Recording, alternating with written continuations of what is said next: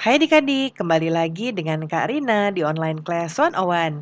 Kali ini kita akan belajar kelas 6 tema 5, subtema 1, kerja keras berbuah kesuksesan. Di pembelajaran 1 kita akan belajar bahasa Indonesia, IPA dan IPS di halaman 1 sampai dengan 14.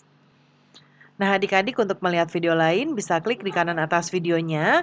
Nanti akan ada rekomendasi playlist dan juga pembelajaran lain, tapi sesuai dengan judul ya. Kalau mau lihat yang lebih lengkap, bisa klik di kolom deskripsi.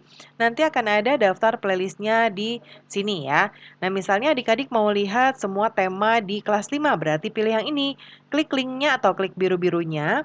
Nanti kita akan masuk ke daftar playlist di kelas 5. Misalnya adik-adik mau lihat kelas 5 tema 5, berarti pilih yang ini ya, klik putar semua. Nanti di sebelah kanannya akan ada daftar pembelajarannya. Nah, ini adik-adik tinggal cari aja, mau lihat subtema berapa, pembelajaran berapa, dan juga halaman berapa. Nah, kita mulai ya di subtema 1, kerja keras berbuah kesuksesan. Ada Lani di sini memegang pamflet ya, atau buklet judulnya ASEAN Economic Community atau AEC.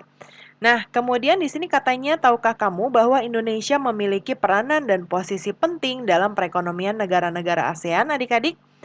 Nah, yuk adik-adik silakan dibaca dahulu bagian pembacaan di sini, pengalaman belajar dari negara-negara ASEAN. Ya, dibaca dahulu, boleh di-pause videonya atau boleh juga dibaca dari buku adik-adik. Nah, ini juga ya. Nah, ini juga masih berlanjut. Nah, kemudian berikutnya juga masih ada, karena Karina akan langsung membahas soal saja ya. Nah, kita langsung masuk ke soal yang pertama. Jawab pertanyaan berikut berdasarkan teks. Mengapa hari ini merupakan hari yang penting bagi Udin dan kawan-kawan? Pertanyaan yang ini ya. Hari ini adalah hari yang penting bagi Udin dan kawan-kawannya karena mereka akan berkunjung ke pameran budaya ASEAN yang diselenggarakan oleh Sekretariat ASEAN yang terletak di Jakarta. Lalu yang kedua, apa yang dapat dipelajari dari anjungan khusus yang dikelola oleh Sekretariat ASEAN? Nah, yaitu dapat melihat dan mengetahui berbagai informasi tentang peranan ASEAN dalam mengembangkan wirausaha kecil, serta produk wirausaha dari tiap negara. Lalu apa pengalaman belajar yang diperoleh Edo? Yaitu pengetahuan Edo bertambah tentang makanan-makanan khas dari setiap negara ASEAN. Lalu berikutnya apa pengalaman belajar yang diperoleh Beni? Nah, Beni memperoleh pengalaman belajar mengenai wayang asik dari Brunei yang berbeda dengan wayang dari Indonesia. Lalu apa pengalaman belajar yang diperoleh oleh Udin? Nah, Udin mendapatkan pengalaman yang sangat berharga karena dapat melihat secara langsung ragam karya serta budaya setiap negara ASEAN. Lalu berikutnya yang kita coba cek dulu. Kemudian pertanyaan berikutnya, jika kamu mendapat kesempatan berkunjung ke arena pameran tersebut, apa kegiatan yang mungkin paling menarik menurutmu? Mengapa? Nah, menurut saya yang paling menarik adalah mengikuti aneka lomba yang diadakan oleh beberapa anjungan agar bisa mendapatkan pengalaman seru dan mendapatkan hadiah cenderamata sebagai kenang-kenangan. Kemudian tuliskan 3 hal yang menurutmu penting dari teks tersebut. Yaitu yang pertama, pentingnya kegiatan pameran khusus kawasan ASEAN untuk mempererat hubungan antar negara anggota. Yang kedua di sini dapat mengetahui ciri khas, karya dan budaya setiap negara ASEAN. Yang ketiga, menjadikan negara Brunei sebagai pelajaran bahwa kita juga harus melestarikan seni kita sendiri. Ya, lalu berikutnya di sini kata Edo, tahukah kamu bahwa banyak kerjasama yang dilakukan antar negara di lingkup ASEAN? Nah, ini akan kita pelajari lebih lanjut ya. Nah, ini kita akan membuat seperti ini ya, peta pikiran mengenai peran dan posisi Indonesia di bidang ekonomi dalam lingkup ASEAN. Nah, Karina sudah buatkan peta pikirannya di sebelah kanan. Yang sebelah atas Karina isi dengan pendiri organisasi AFTA dan APEC. Yang kiri pelaku perdagangan bilateral dengan negara lain. Kalau bilateral tuh 2 negara ya adik-adik ya. Kemudian penyelenggara pertemuan tingkat menteri bidang ekonomi dan juga pelaku kegiatan ekspor dan impor. Ya. Nah, kemudian yang berikutnya, dalam pameran negara-negara ASEAN terdapat cenderamata yang terbuat dari magnet yang bisa ditempel pada permukaan yang terbuat dari besi, misalnya pintu lemari es. Nah, kita akan mengetahui lebih lanjut tentang magnet ya. Nah, adik-adik pernah nggak lihat magnet di sekitar adik-adik? Di mana aja sih adik-adik menemukan magnet? Ya, apa yang kamu ketahui tentang magnet? Nah, di sini didiskusikan lalu tuliskan jawabannya ya. Tentu saja kalau Karina pernah ya menemukan magnet, yaitu misalnya di rumah atau di jalanan. Nah, kemudian kalau adik-adik nanti disesuaikan ya, adik-adik pernah lihatnya di mana. Kemudian pengertian magnet ya. Nah, pengertian magnet adalah suatu benda yang mampu menarik benda lain di sekitarnya yang memiliki sifat khusus. Setiap magnet mempunyai sifat kemagnetan, yaitu sifat-sifat magnet adalah magnet hanya menarik benda tertentu yang ada di sekitarnya. Tidak semua jenis benda bisa ditarik oleh magnet meski berada dalam jangkauannya.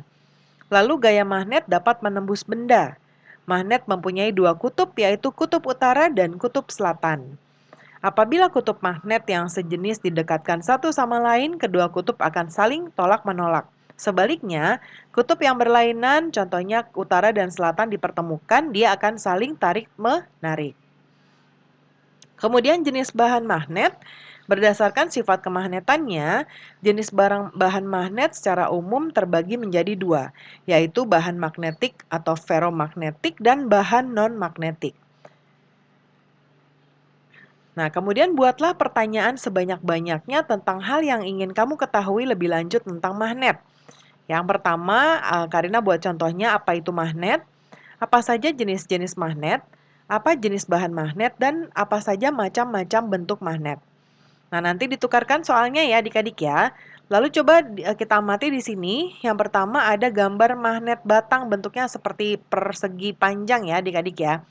Lalu ada silinder, disebut silinder karena bentuknya seperti silinder. Kemudian ada juga magnet jarum. Ya, ini bentuknya seperti jarum. Lalu magnet ladam, bentuknya seperti huruf U ya.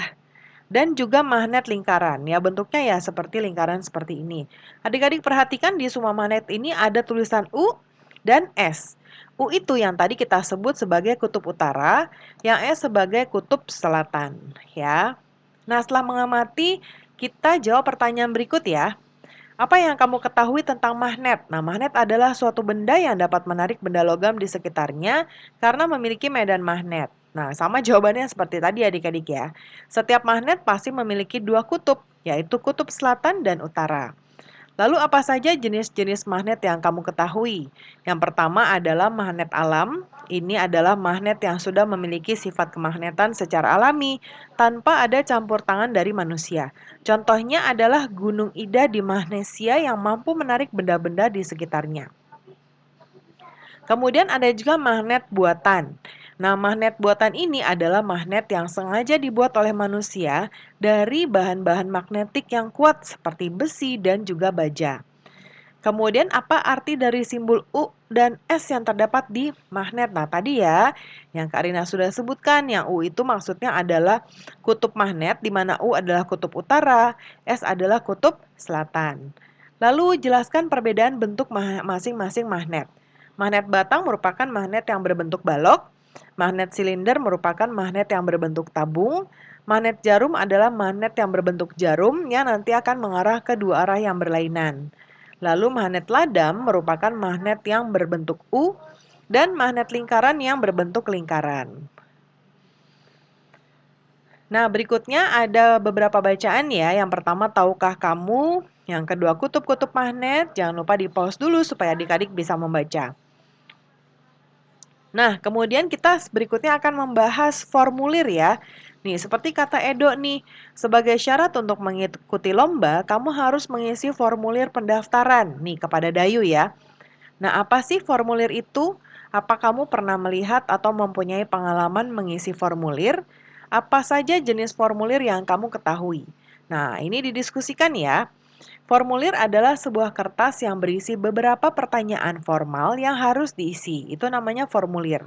Kemudian pernah nggak lihat? Nah, kalau Karina pernah ya, nanti adik-adik disesuaikan saja pernah atau tidak. Misalnya mengisi formulir pendaftaran sekolah kalau adik-adik ya. Kemudian jenis-jenis formulir. Contohnya adalah formulir pendaftaran, formulir kartu anggota, formulir pos, daftar riwayat hidup, slip menabung bank, dan lain-lain. Nah, kemudian ini ada contoh formulir. Yang A adalah formulir pendaftaran Lomba Cerdas Cermat ASEAN. Ya, biasanya ada beberapa yang harus diisi, seperti contoh di sini nama lengkap, umur, kelas, dan sebagainya. Ya, biasanya juga ada tanda tangan. Lalu yang B, ini adalah formulir pendaftaran kegiatan ekstrakurikuler, ya. Kemudian jawab pertanyaan berikut berdasarkan teks. Apa saja yang kamu temukan dalam kedua formulir tersebut? Nah, tadi sama-sama ada judul formulir, kolom pengisian identitas diri tadi yang ada nama, alamat, nomor telepon, dan lain-lain. Lalu kolom pengisian minat peserta, lalu kolom untuk mencantumkan tanda tangan dan catatan tambahan. Lalu apa sih perbedaan antara formulir A dengan formulir B? Bedanya adalah tujuannya ya, ini masing-masing digunakan untuk hal yang berbeda. Lalu tujuan yang A adalah untuk menjadi peserta Lomba Cerdas Cermat ASEAN, kalau yang B untuk mendaftarkan diri mengikuti kegiatan ekstrakurikuler. Lalu yang berikutnya pertanyaan, mengapa formulir itu kita butuhkan? Karena menjadi syarat untuk bisa mengikuti suatu kegiatan. Nah, biasanya kenapa kita harus isi? Supaya bisa didata ya adik-adik. Kemudian kapan kita mengisi formulir? Ketika akan mengikuti suatu kegiatan atau akan menjadi anggota suatu organisasi. Apa yang dapat kamu simpulkan tentang formulir? Formulir menjadi syarat tertulis sebelum seseorang dapat mengikuti suatu kegiatan atau menjadi anggota suatu organisasi. Dengan formulir, suatu panitia atau organisasi dapat mengenal data diri seseorang dan menggali informasi lainnya. Nah, pembelajaran kita sudah selesai ya adik-adik. Terima kasih sudah menonton sampai akhir. Mohon dimaafkan apabila ada kesalahan dalam perkataan maupun dalam materi yang diberikan. Sampai jumpa di pembelajaran berikutnya.